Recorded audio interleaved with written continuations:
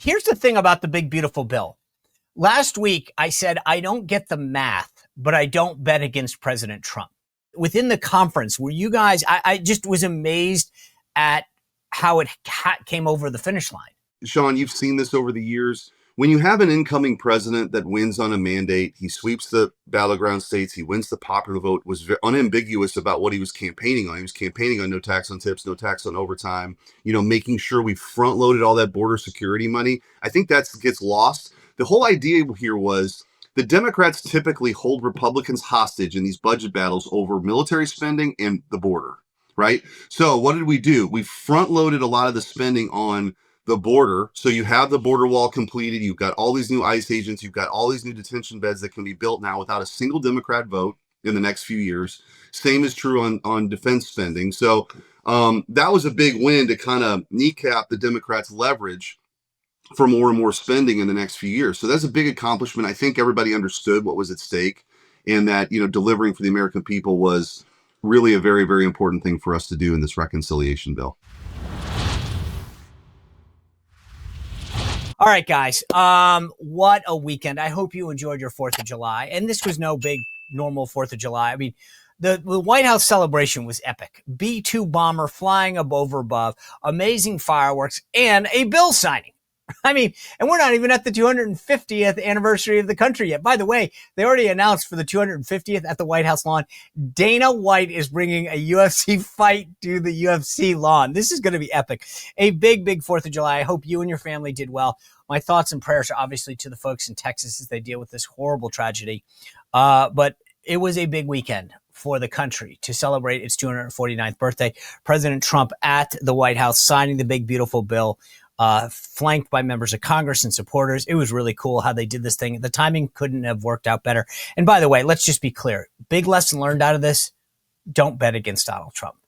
And as he starts talking about now trade stuff and these deals, trust me when I tell you, don't bet against him. He is going to continue to get big deals. He is on a massive high. And anyway, and it was unbelievable because Kamala Harris couldn't help making things worse. She writes that she's taking a moment to reflect. Things are hard. They're probably going to get worse before they get better. But I love our country. And when you love something, you fight for it. I mean, Kamala, did you just fall out of a coconut tree? You should have sat that one out. By the way, Joe Biden's off at the beach in Malibu trying to figure out how to get into a folding chair. And this is the guy they told us could handle 4 more years. Not so much. All right. By the way, 2 big guests today. Senator Eric Schmitt of Missouri. He headed up that hearing that I was part of. He's going to be here. And then Curtis Sliwa. He's the Republican candidate for mayor in New York. Tomorrow, Tricia McLaughlin, the Assistant Secretary of Homeland Security, talking to us about what's going on in Texas, plus border security, Victor Davis Hanson. So much happening. Before I get to the guests, though, I got to tell you, you guys know I talked to you about how much grilling I do. Eggs, steaks on the grill from Riverbend Ranch. But I'm telling you, one of the things that I've started to add now is this new seasoning. It's amazing. Firecracker is this really cool new hot spice that I've been using. And if you go to firecracker.farm, so instead of .com, you've got all these new URLs now. So it's firecracker.farm, and you've got to check this thing out. I'm a spicer, so I know how to spice things up. This stuff is unbelievable. It's a hot salt to spice things up. You didn't think I was going there, did you? But I'm telling you, it comes in this unbelievable shaker, and you put it on steaks, meats, pastas. It is unbelievable. It is handcrafted on a family farm with Carolina Reaper, Ghost, and Trinidad Scorpion peppers. It adds that unbelievable kick that you've been looking for. And I'm not kidding. So if you're cooking omelets in the pan, steaks on the grill, it is unbelievable. It's balanced, deep flavor that you will get nowhere else. It comes in a stainless steel grinder that every click gives you this precise little, I'm telling you, it just adds an unbelievable amount of taste. They were sold out before Father's Day. They're restocked. They've got small batch, limited edition available. So when it's gone, it's gone. Go to firecracker.farm and use code SPICER for a discount. It's exclusive to us right now. So go to firecracker.farm, not .com, not .org, firecracker.org. This is an amazing way to spice up your steaks, your omelets, your fruits. Try it now. All right. By the way, once you've had a big meal and you're ready to go to bed, you know what I'm going to tell you. My friends at Beam, this is unbelievable. I have totally changed everything about how I sleep by using Beam every night. 1 scoop in water. I put it in the microwave, and then 30 minutes later, my head hits the pillow. This is an amazing company that is founded using the values that I love: hard work, integrity, and delivering results. It's got apigenin, L-theanine, melatonin, magnesium, reishi, all that great stuff. It's a natural blend. It tastes unbelievable. And right now, Beam is giving the ultimate Patriot discount, 40% off any of the flavors. I, as you guys know, love the coconut cinnamon. There's another crushed bag. I've been drinking the brownie one. It's amazing too. Go to shopbeam.com/Spicer. Use code Spicer for 40% off. Shopbeam.com/Spicer. Use code word Spicer for 40% off. This is unbelievable. Invest in a great American company and yourself by getting a better night's sleep. All right, without further ado, I want to introduce the Senator from Missouri, Eric Schmitt. Senator Schmitt, thanks for joining us. Appreciate it. Good to be with you, Sean. All right, I want to cover a lot of things with you because big, beautiful bill, reconciliation. Obviously, you and I spoke at your hearing the other day that you led. I want to cover that. But before we get this, like, you were the Attorney General before being elected Senator in Missouri. What? There's a lot of people buzzing. I didn't follow the Epstein trial. I'm not one of these guys that did it. But based on your background, there's two big things that seem to have come out overnight from DOJ. One, this video that sort of conclusively now says, hey, he killed himself. And two, that there's no Epstein list. Considering what, from your expertise as a prosecutor, and should we put this to bed? Are there more questions that need to get asked? Or should we just say that's the final chapter in this? Well, I'll probably give you kind of a boring answer here, but it's the truth. Without, as a prosecutor, you really want to see all of the evidence in front of you. You want to see witness statements. You want to see all of that before you make a charging decision. Or, you could write a book about the things that you don't do as a prosecutor. Honestly, people typically see the things that you do. So without knowing all that, I just don't know. Obviously the apparent suicide looked very suspicious, but I suppose the good news is, between Pam Bondi, Kash Patel, Dan Bongino, you have people in there that, I think view the world similarly, in a similar way that we do. And I have to believe they were, looking at this very seriously. But again, I don't know what they were looking at, what they weren't looking at. It's just hard for me to say, to be honest. Yeah, with you. I'm with you, though. Like, I feel like I've known Pam a long time. I've known Kash and Dan a while, actually. And if they're saying that it's conclusive, I just, out of reputation alone and friendship, I kind of believe them. And it's all three of them are saying the same thing. All right. By the way, what we don't know too, is we don't know what happened in this transfer of custody between the prior administration to this administration. There's a lot of stuff there, and maybe that's, I don't know what the right answer is. So let me just, as a layman, this is the way I look at this. So the one thing that kind of stood out to me was the list. There's always been this discussion that Epstein kept a list.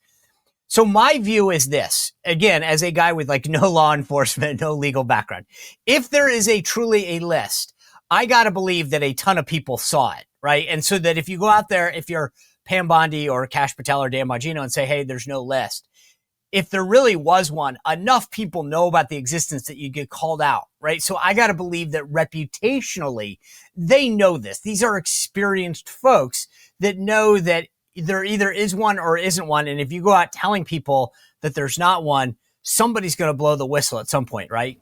Yeah. And there's a lot of eyes on this. This isn't some small thing and, that no one's ever heard of. So I got to believe all that was taken into account. But again, I've not even seen technically what they, we're talking here on Monday morning, what they've even said about it. I've just kind of seen a little bit online this morning, but that's, again, from a prosecutorial perspective, that's not the best way to make determination. Right. Yeah, I think that's probably right. So here's the thing about the big, beautiful bill. Last week, I said, I don't get the math, but I don't bet against President Trump. And I was intrigued going into the bill among your colleagues because I had Lisa Murkowski as a no. Collins definitely was a no. I think when Tillis announced that he wasn't running for re-election, I was like, that's the tell there. But then I worried a little bit about Ron Johnson and Mike Lee and Rick Scott to some extent about the deficit concerns. Collins to me was a definite no. How did you guys, what was within the conference? Were you guys, I just was amazed at how it came over the finish line.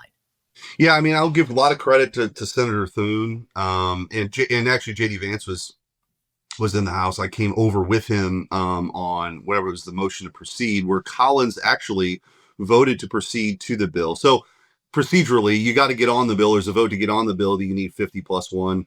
And then ultimately to pass the bill, after all the vote-around amendments, you need 50 plus one. So we were able to get there with a slightly different coalition. But I think, look, I'm in the steering committee, which is, some of the more conservative members that had concerns about some of the deficit issues. I felt like we were making very important strides in the last CBO scoring, which, by the way, the CBO is kind of a captured organization by the left anyway. But even their last scoring was a $500 billion savings over the 10-year window. So those numbers, it's just hard. People want to point to the numbers that they like, but truth be told, they don't really account for dynamic scoring or growth or, those sorts of things that ultimately going to be the final say.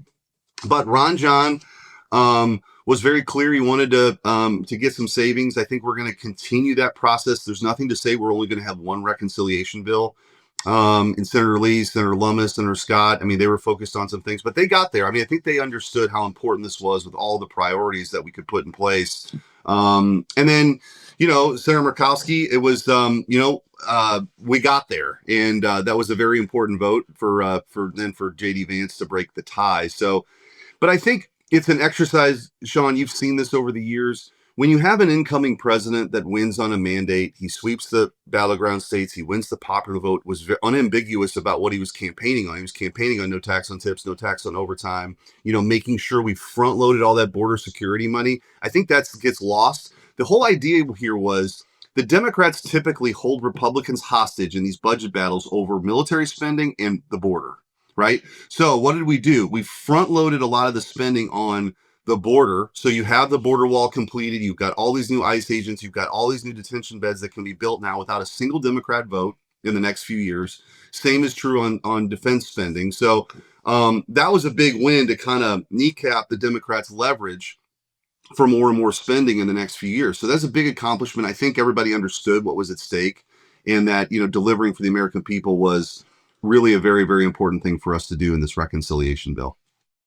I feel like you mentioned the CBO. I keep joking. These same so-called experts that predicted that all of Trump's policies were going to destroy the economy are the same ones that say that this isn't going to yield deficit reduction or not spur economic growth in the economy. And I gotta believe, based on what I've seen and the people that I've talked to, that this bill is actually going to result in a lower deficit and more economic growth. And then I think we will be proven right come the midterms. Yeah, they were wrong the first time in Trump's first term.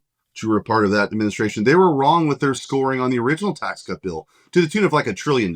So one thing about the CBO is they're always going to be wrong. It's just like the degree to which they're going to be wrong. And so, but I think it's a political talking point. But I think if you look at this, like if you zoom out here, what do you have happening all at the same time? You have the reconciliation package that deals with mandatory spending, and we're going to see reductions in mandatory spending because we're not going to spend money on illegal immigrants getting health care. We're not going to spend money on able-bodied adults who couldn't be working. Those are the only two groups. If you choose not to work as an able-bodied adult, you might lose Medicaid, but if you work, you're going to continue to receive your benefits. Those are the only two groups affected. And you see that, and you see all the pro-growth policies, those tax cuts being extended and being made permanent to the tune of over $10,000 per average household.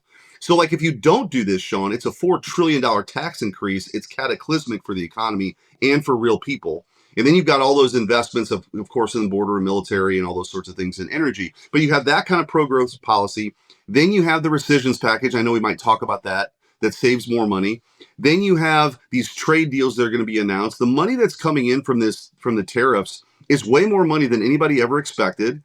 It's the tune of $200 billion a year. And by the way, inflation is down. So all these so-called experts who talked about a terrible thing, and the stock market's way up, right? All-time highs. So you have all that stuff happening at one time. That's the predicate. That's the ingredients for real growth, that we have enough time for that to be baked in, to your point, for the midterm. So people are going to be able to see what exactly these policies bear, and they're going to be able to make some determinations and judgments when they go in the ballot box. And like we saw in President Trump's first term, I think that's a good formula for us. So the big hit from the Democrats is this Medicaid that you talked about. And the funny thing, in my opinion, this is what just frustrates the heck out of me when it comes to our side. I put this chart up before. The Medicaid amount of money that we will spend on Medicaid is something around $635 or $50 billion this year. It goes up to like 835 over the next 5 years. You don't need a math degree to know that that's more. That's an increase. And yet we buy into this language that talks about cuts in Medicaid. Right. And I mean, I just think, I don't get why our side allows that to happen. Yeah, we've got to aggressively push back. And by the way, this rural hospital, even though there's a rural hospital fund that was established here to help rural hospitals, only about 5% of all Medicaid payments go to rural hospitals, right? So that's just, again, sort of a red herring that the Democrats throw out. But to your point, people aren't losing benefits. What you're trying to do is bend the cost curve a little bit. And I think that's a very important thing for us to do because spending is going to go up. And if you look at the percentage of GDP and healthcare spending and all this, I mean, this is really an important thing for us to sort of get a handle on. But yeah, it's a talking point for the Democrats. And remember, Medicaid was created really for pregnant women, poor kids, and individuals with disabilities. Right. And so there are ways. I actually had a provision here to make sure people with disabilities get the in-home care that they really need for a greater level of independence. So we did some things in here that actually strengthened the safety net for the most vulnerable. The Democrats voted against all of that, but they wanted to talk about people being thrown off of their health care. It's just not true. Again, unless you're an illegal immigrant or you're an able-bodied adult with no kids who chooses not to work. Those are 80-20 issues. Well, and I remember at one point I read a tweet that you put out that shows that basically is like, here's the language in the bill that you put out that said, hey guys, here's the language that shows this is targeting folks who are illegals. And that's the thing, is that they want to make it seem like individuals are losing their health care. And it's like, no, people who aren't legally in this country are losing their health care. Well, think about what we're trying to do is take away a lot of the carrots that the Democrats have used for mass migration, right? Free health care, these NGO networks, like part of USAID, that funded a lot of this mass migration into our country. So that's why they're all freaking out, because this system they created in permanent Washington that fuels mass migration is ending. And I think, the last piece of that then is we've effectively sort of stopped the crossings at the border. The next piece is meeting mass migration with mass deportations. And because of this bill, you're going to have the ICE agents, the detention facilities to go do it. And I think that's what freaks them out. The other thing you mentioned, Ron John, I do share his concern about the deficit. And regardless of whether this ends in further deficit reduction, which I actually do believe it will, I think the problem I have sometimes is the argument is, oh, we're going to get economic growth and that's going to help. That's great. But that's masks to me the greater spending problem that Washington has. And so what is the way? And I know that we've got a rescission package that the Senate's going to talk about, take up apparently it's got to happen by like July 16th or something. But what is the commitment, do you think, among your colleagues? Because I feel like if it wasn't for Doge, we wouldn't be having this conversation about savings and rescissions, and everyone wants to talk about it. And yet I don't see a ton of people that are willing to I mean, your colleagues, a couple of your colleagues, including Mike Rounds, who I've known Mike Rounds since he, was a governor. I can't believe they're standing up for PBS. Yeah. Well, I think we're going to get there. Mike's a great guy. And I think that the more that we learn about that's part of the process. So I presented that bill along with Russ Vogt in front of the Appropriations Committee a week ago. And that's the beginning phase of this. But you're right. Look, we have to. And I think that on the reconciliation piece, again, that's mandatory spending. And then we get now into discretionary spending, which is a much smaller portion of the budget. But that's the kind of stuff that you decide on every year that's not already baked in. That's what the rescissions piece will do. And that's what hopefully the appropriations process or a continuing resolution will deal with in the next few months here. But as it relates to rescissions, I think this is an important test. Excuse me. This is an important test for us. It's about $10 billion. Okay. Now, if you carry that over a 10-year window, that's $100 billion. That's an important kind of thing to cut out. And what are we talking about? We're talking about this ridiculous USAID funding where you have $30 million for Sesame Street in Iraq. You have Guatemalan sex changes. I mean, all this stuff is crazy. We ought to be able to do that. And you got NPR and PBS, which are just sort of not aligned with the ideals that they purportedly, have, which is to be the sort of these neutral arbiters of information. We all know that's a lie now. So they shouldn't receive taxpayer money. Go out and raise the money yourself. And in fact, That's what PBS typically does. I think the government spending of it is probably 10 or 15% of the money that they have now. So they already are doing this. They just need to do a little bit more of it, and you can survive. Great. But the government shouldn't be funding a biased news organization. And also, NPR is the worst. There's statistics that like 90% of their coverage is skewed against Republicans, and they have about a 60% favorable coverage for Democrats. So no one can sit there with a straight face and act like NPR deserves federal money. They don't. They're a biased news organization. So you put those three things together, that's the first rescissions package. And I hope we have the political will. I think we will have the political will. Look, this is part of President Trump's agenda. And the reason why DOJ, to your point, was so important is it highlighted this stuff. Now, so there's some things you can do administratively, but there's also some things that the Article 1 branch, the legislature, should do to like actually show some leadership. And that's why I'm leading this thing. And I think we're going to have broad support for it. There'll be some members we're going to have to work through, just like we did with reconciliation. But that's part of the process. But at the end of the day, I think it's an important thing for us to actually get done. Yeah.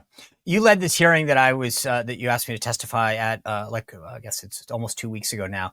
I think I learned a lot, to be honest with you. It's funny. I went into that hearing, and hearing the other two witnesses that you called, I learned a lot about what we can and should be on the lookout for, what we can and can't do. What were your takeaways from that hearing? I thought it was great. I mean, well, first of all, the Democrats boycotted it, which is crazy. Right. They totally ignored it, like they ignored his decline. And I just think I've never seen that. I mean, typically what will happen is Democrats will have a couple witnesses. They'd ask you some pointed questions, They didn't do that. They didn't participate. No, I know. Mind blowing. It is. And it's really it's just an insult to the American people. Everybody could see what was happening, and they lied about it, and their media partners lied about it. And for the functionality of our country, it's kind of important that you have a president who's capable of doing the job. Look at all the stuff that's happened in the last 3 weeks with President Trump. Iran, NATO, reconciliation, all this stuff that's happening. You need someone that's in full command of their faculties. Biden wasn't. So anyway, that was striking that they didn't participate. But I think, giving the public a better understanding of what tools are in place, why they weren't utilized here. The 25th Amendment's one of them. And then also kind of the double standard that you spoke very eloquently about, of like, in President Trump's first term, people are asking you all the time about mundane things about his health when he's clearly on top of his game. And then they just sort of totally ignored everything related to Biden because they were so hell-bent on Biden winning and Trump losing that, again, they lost their whatever journalism card they had before. They need to turn in after that. Yeah.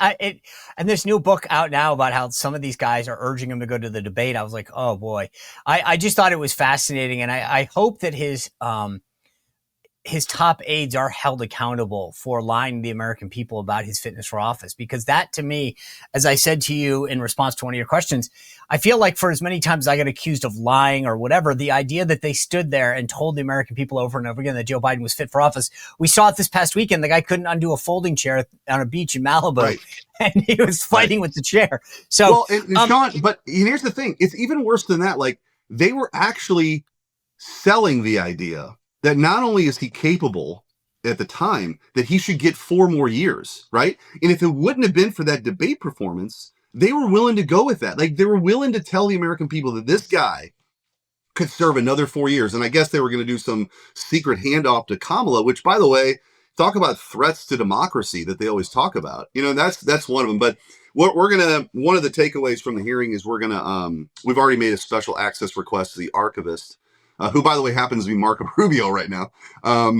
He has many jobs right now, but is to get the paper trail of when that auto pen was being used. Was it authorized to be used? Because right, that presents a lot of important legal questions that we brought up in that hearing, as well as what happens to a pardon if the person that's supposed to authorize it didn't actually have knowledge of it. What happens to a law that's signed into the books, or an executive order if the person didn't know what they were actually signing? So there's some more things to do here that, again, I think are important so this doesn't happen again. I agree. The last thing I want to ask you is kind of where we go from here, right? I mean, you look at what Trump's done in the first 6 months, and I'm like, holy smokes, Howard Lutnick has proposed this gold card. And one of the things that they want to do is, and I'm still unclear that, like, is it to model it after a program called the EB-5 visa program where people pay $1 million to get a green card, but they have to invest in America, or is it to overtake it? And that seems to be, but I looked up this thing, and the EB-5 program, which requires people to invest up to $1 million and create jobs in America, has done a lot of good in Missouri. There's the World Trade Center, created over 1,600 jobs, $50 million of investment there. And then there's something called the U.S. Strategic Metals expansion in Fredericktown, Missouri, where they spent $204 million and created 3,400 jobs. Is this an issue that's on your radar? Well, I think if you, again, zooming out just a little bit here, I think what's kind of really interesting, and it gets lost in the day-to-day news cycle, but what President Trump's doing in his team is something that we really haven't attempted in this country in about over 100 years, which is to have more external revenue, right? To have more external revenue. It's all about, if you think about, or just think about trade policy for a second. After World War II ended, we did two things. We created this umbrella of security for Europe and for Japan so that they could rebuild, and so that we had the NATO alliance and all those sorts of things to stop Soviet communism. But we also had these sort of unfair trade deals so they could get back up on their feet. Well, after the Cold War ended, Sean, there was never really an adjustment there, right? The burden sharing that NATO now accepts as, they need to do more for their own defense, but also those trade deals still exist that are patently unfair for the United States. And so what President Trump is effectively saying is, here's a 10% tariff to kind of balance things out. Think of it as your Sam's Club membership, right? To access 40% of all the consumer spending in the world. And then we're going to figure out how badly you've been treating us, and we want to rebalance that. And that's what all these negotiations are. So the idea is, if you get enough revenue from these outside sources like trade policy or other ideas that are out there, and get that investment here, build the factories here, do those things here, America can be even more prosperous than it is now. And maybe, just maybe, we reduce then the income tax that working people pay, right? Because that was the model before. The model before we had a national income tax, really in the 19 teens and 20s, was we had tariff and excise revenues, right, that people weren't paying a lot in taxes. That shifted. You had the progressive shift, Woodrow Wilson, worst president, all these sort of things happen. So President Trump, I think, is trying to rebalance the equation. So it's really interesting to watch in real time. And it's also interesting to see how wrong the political class has been about all these initiatives, right? They talk about tariffs inherently being terrible. Well, we have them now. We're bringing more revenue. It hasn't affected inflation. So I think it's really interesting time for us to be involved in all of this stuff, because I think America is on the cusp of this golden age that President Trump's talked about, but greater prosperity, not just for the wealthy and the elite, but for real people who are working and who want to have jobs mining things in this country or advanced manufacturing in this country. That stuff can come home, but we have to have policies that support it, not what we saw the last 30 years, which was just passively letting that stuff go somewhere else. Yeah. Senator Eric Schmitt, thanks for having me at your hearing the other day. Thanks for all the work that you're doing on behalf of Missouri and the country and fighting for conservative principles. I appreciate you being here today. All right, Sean. Take care. We'll see you. You bet. Great conversation with Eric Schmitt. Now I want to bring in the Republican nominee for mayor in New York and his path forward, Curtis Sliwa. Curtis, good to see you. Thanks for joining us.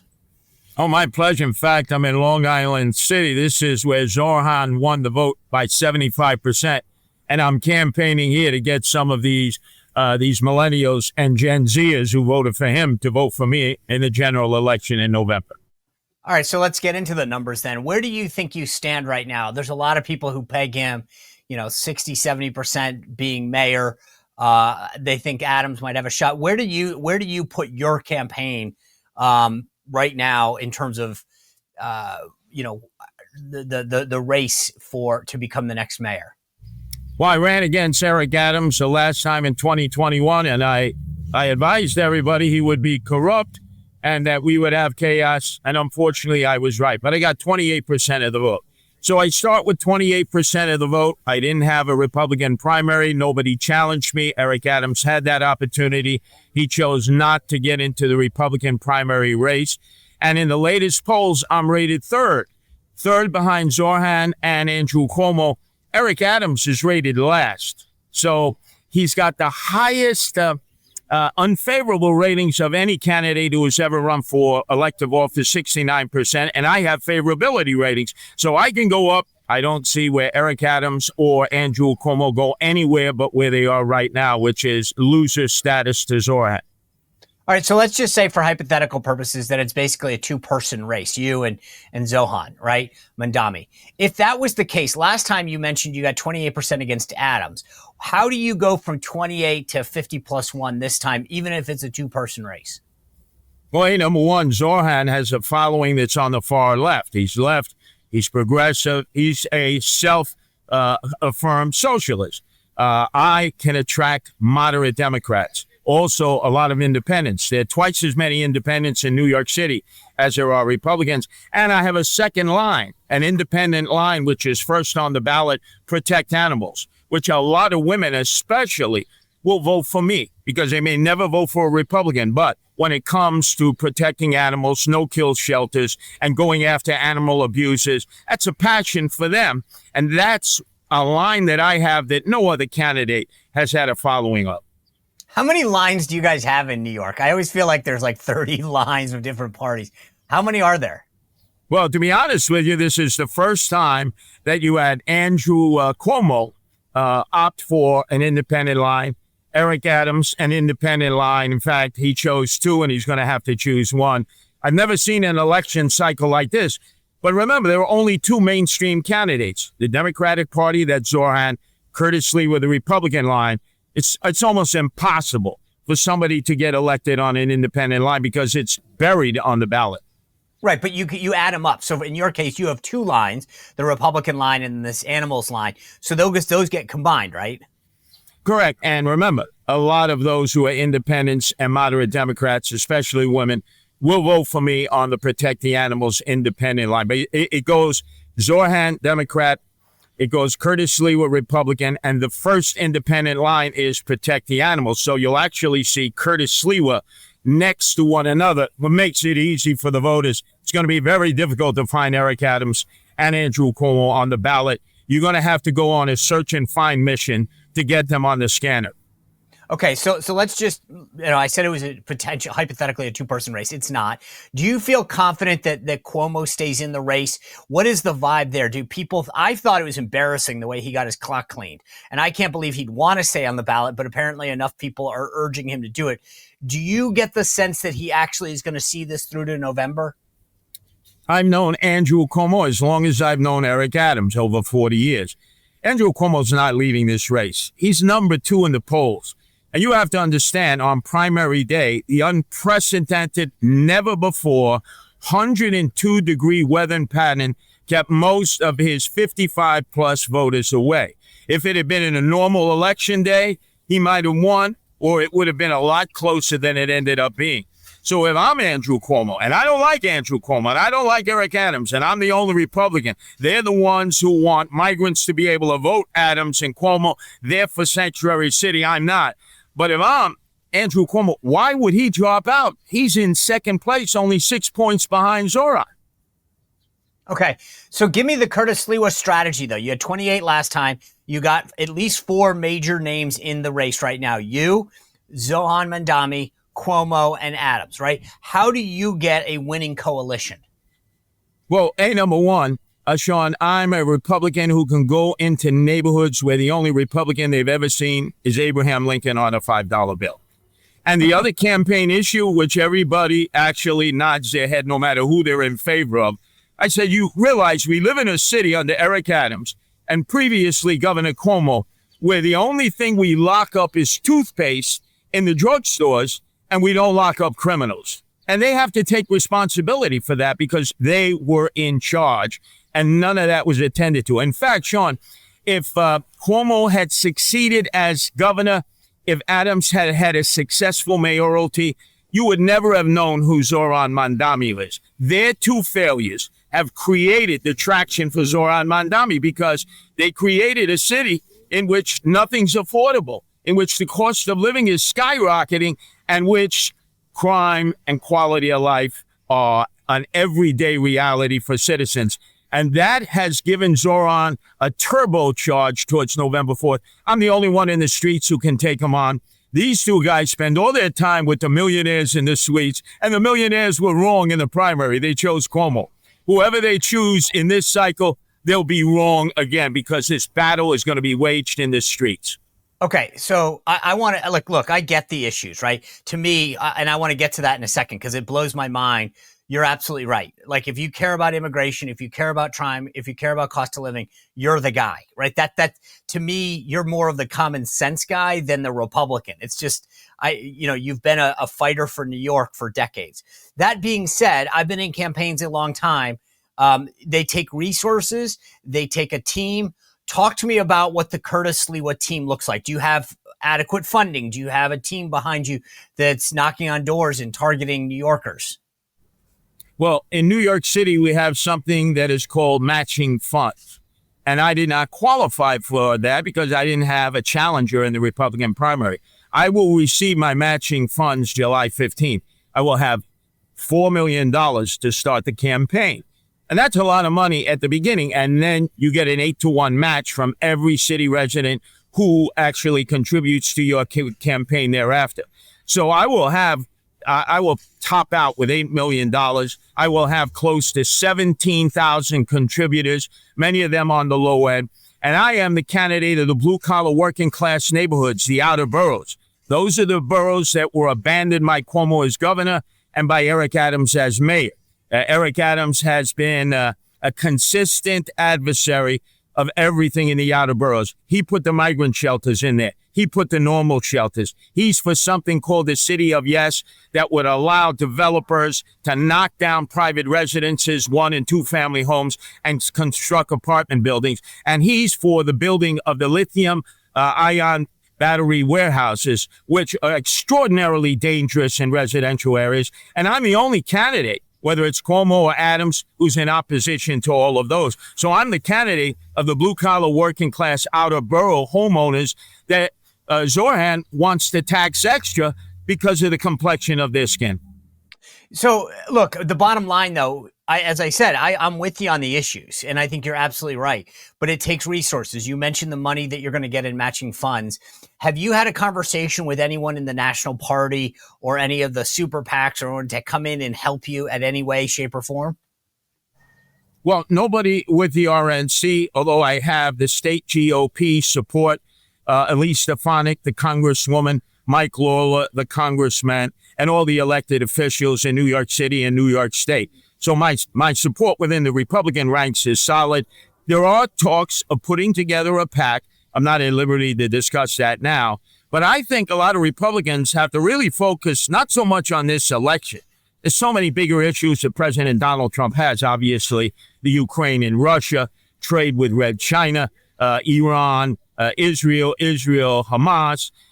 He's got to worry more about Elon Musk and these upcoming elections, the midterm elections, because Elon Musk is threatening the Republican majority right now. And I think their attention really has to be on that because they have a margin-thin majority in the House. And Jeffries is salivating. The guy from Brooklyn who knows how to quote Biggie Smalls more than he knows anything about government is salivating at the opportunity to become the next Speaker of the House. And then it's impeachment time. Yep. Nothing will move forward. So really, the national RNC has really got to focus on the danger that Elon Musk poses to the midterm election cycle with this new party, the American Party. So there are people on the right, Curtis, and I know you've heard this, who have said to Donald Trump, hey, double down on Eric Adams. He's the devil he can reach out to black voters in New York. Have you heard that at a serious level? Are you doing anything to thwart that effort? How big of a deal is it? Well, President Trump is a very, very popular figure in the rest of New York State and in the rest of the country. There's no doubt about that. But New York City is not Trump land. It's not MAGA land. So if you have the support of the MAGA community in New York City, it may be to your detriment because immediately the Democrats cut you off, the independents cut you off. I wish it could be different, but it's not. And nobody trusts Eric Adams. 1 minute he's the Biden of Brooklyn. Next minute, he wants Trump's endorsement. He had a chance to run in a Republican primary. He took a poll. I beat him 72-24 with a few undecided. So Eric Adams is a man without a party, a man without a platform. All he has is his mayoralty. And quite frankly, if you looked at the indictment as I did, you would see that he would be in a jail cell right now with Bobby Menendez doing time, if not for President Donald Trump plucking him out of the criminal justice system. Curtis, what does it say about New York when you think about the candidates that are running, right? As I said, your bona fides are strong. You've been fighting crime and standing up for New Yorkers for decades. Literally, you took a bullet. But I look at the other three candidates, right? So you've got Zohran Mamdani, who is a self-avowed socialist that wants to have the government run grocery stores. He had said some unbelievably anti-Semitic things. You've got Andrew Cuomo, who was forced out of office for a myriad of things, COVID, women, you name it, right? And then you've got Eric Adams.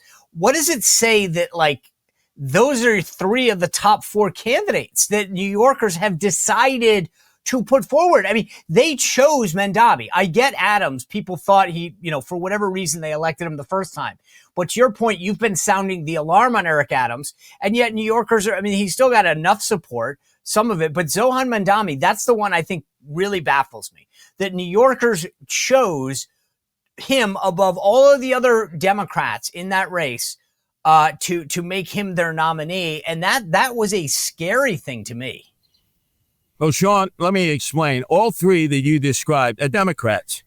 And this is the result of the infighting in the Democratic Party. As you said, Zohran is a proud socialist and has not at all modified his anti-Semitic positions. But what some people have made a mistake is they're attacking his faith and they're attacking his culture. And they're just victimizing him. They're making him a martyr. They're actually creating a circumstance where he can measure the drapes at City Hall. We have to stick on the issues. We can beat him on the issues, but you can't beat him if you're going to constantly attack his religion and his culture. There are many Muslim voters here in New York City. There's 1 million, and they are very conservative. Many of them that I know personally voted for Donald Trump because of their values. But when you attack Muslims, then it becomes very tribal. And immediately you push them to Zohran Mamdani. You look at the analytics. He won the Muslim vote overwhelmingly in areas where they do not accept a socialist manifesto at all, or the culture of the far left. You got to think about that. And the reason they're voting for Zohran, because the attacks on their religion and culture continue, unfortunately, from those who are in opposition to him. Okay. I get that, but recently there was some research that came out that showed that he once claimed to be Asian and African American. Is that fair game? That we should, I get not attacking his religion, but the idea that he self-described himself as both Asian and black or African American, depending on what the box looked like. Do you think that's fair game? I got to tell you, that's splitting hairs because first off, Sean, he didn't get into Columbia. His father, professor of African studies, that didn't help him get into Columbia. He had to go to Bowdoin, a small college up in Maine. Now, he shouldn't have put down that he was an African American, but he is Asian. He is from an Indian family. And secondarily, he did check in a box later on in the transcript that he was from Uganda. So again, you beat him up on that issue. I got to tell you, Sean, you know yourself, well-heeled Democrats and Republicans have had their sons and daughters get into privileged universities because of legacy. Some of these kids couldn't chew gum and think straight and didn't belong to that university. Bottom line is Zohran did not get into Columbia. Eric Adams has said, well, he took a seat from an African-American student. He didn't, because he didn't get into Columbia. We need to get back on track, attack him on his policy positions, and we can beat Zohran at the ballot box on November 4th. Do you think he is anti-Semitic? Oh, there's no doubt. Zohran has not only stated many anti-Semitic statements and followed up on the tropes, but he's doubled down when given an opportunity to modify, like AOC has, like to a degree Bernie Sanders has, although he is a born Jew. They have morphed. He has refused to morph. He's doubled down, dug in. He is a socialist. He is an anti-Semite. But it's the Democratic Party, the party of Adams, the party of Cuomo, that gave him a victory on primary day. I'm the only Republican. Remember, I have Republican Party values, and I don't share the values of Adams, of Cuomo, or Zohran. You know, you mentioned where you were today out campaigning.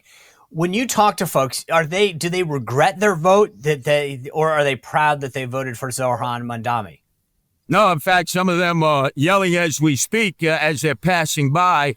There are a lot of millennials and Gen Zs who are not in Zohran's camp. Obviously, the ones who voted for him are euphoric. But too many people on our side, I'm a baby boomer, we vilify them. We say they're stupid, they don't work hard, they don't have our same value system. So they may not join Zohran on election day, but what they will do is sit at home. And they are the majority of the voters. They are the majority of the population here and all over the country now. My baby boomers, we're the minority. And in New York City, some have fled to Florida and more will follow. And some are no longer with us. They've gone off to heaven.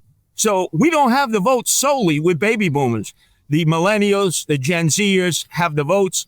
I'm out there in the streets getting them on our side. I'm getting them to vote for the values of public safety, of patriotism, and most importantly, common sense.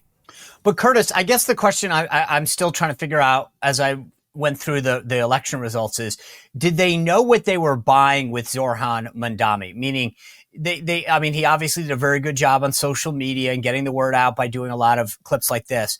But they seemed to know that he was a socialist, and he obviously made some very open anti-Semitic comments. So when you're out there campaigning and talking to folks, are you trying to convince them that the policies are wrong or that he's just not? I mean, like, right? Because to me, I almost feel like New Yorkers knew that he was a socialist and they bought into it. So are we trying to go against his policy saying, guys, you don't know what you're getting with this guy because it's going to result in a really bad thing? Or, you know, I mean, because that's where I'm trying to figure out the line of attack. Sean, he has hit the nerve of all New York City residents, even those who didn't support him. The rent is too high to pay. It is too high to pay. And the cost of living is skyrocketing. Electricity, water rates if you're homeowners, then just buying your basic needs in the local bodega, grocery store, whatever it is. And he has said, hey, the cost of living is too high. All New York City's residents will recognize that.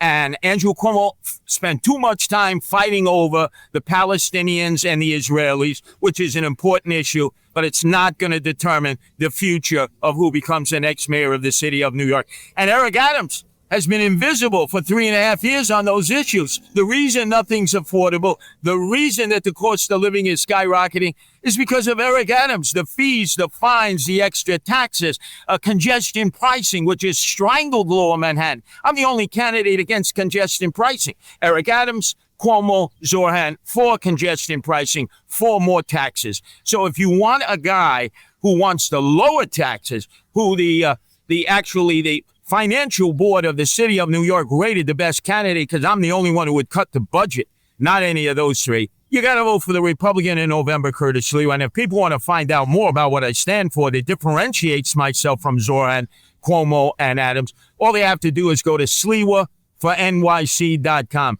Sliwafornyc.com. And notice, I'm the candidate who takes the subways every day. I'm the candidate in the streets. That's how you beat Zohran on November 4th. All right. Well, I'm going to get you some time to get out there and go knock on some doors and greet people. Curtis, be safe out there. Good luck, and we'll check in with you later. Oh, thanks for the opportunity. Anytime, Sean. You bet. Guys, thanks for watching. A great way to kick off the week tomorrow. Tricia McLaughlin from the Department of Homeland Security. Thanks for being with us. Remember to go to my newsletter, SeanSpicer.com, to sign up for it all. We'll see you back here tomorrow on The Sean Spicer Show. Well, if you enjoyed this content, make sure to like this video, subscribe, and click the notification bell to get more.